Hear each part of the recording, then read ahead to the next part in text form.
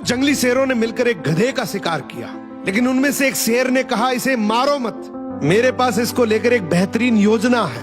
उस योजना के तहत शेरों ने गधे को अपने साथ रखा, उसकी देखभाल करके उसका विश्वास जीत लिया। फिर एक दिन उसे वापस गधों के समाज में भेज दिया। पर इस बार वो गधा एक गधे की तरह नहीं, बल्कि वो एक शेर के समान गधों का राजा बनकर वापस आया था, जिसके पीछे सभी शेरों का साथ था।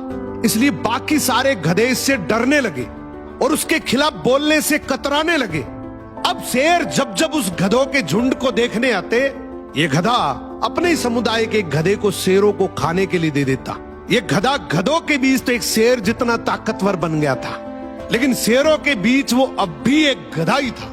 ये अपने जैसों पर तो राज करता था, लेकिन ये एक ऐसी ताकत से जुड़ा हुआ था जिससे वो बचकर भाग नहीं सकता था। इसने हजारों मासूम गधों की कुर्बानी दी, सिर्फ ये सोचकर कि इससे मैं और ज्यादा ताकतवर बन जाऊंगा। एक दिन ऐसा आया कि सभी गधों ने एकजुट होकर उसका विरोध किया और ये ठान लिया कि इस बार शेर जब भी शिकार करने के लिए आएंगे तो हम में से कोई नहीं जाएगा, चाहे उसका परिणाम कुछ भी हो। अगले दिन जब शेर आए तो ये गधा अकेला ही खड़ा था, इसके पास कोई दूसरा झुंड नहीं था।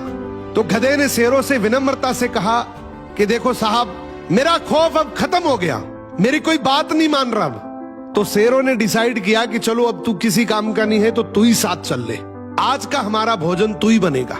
इस तरीके से आखिर में इस गधे का भी शिकार हो गया। हर समाज के अंदर एक ऐसा गधा जरूर होता है जो अपने लालच के लिए, अपनी ताकत बढ़ाने के लिए अपने ही समाज को दांव पर लगा देता है।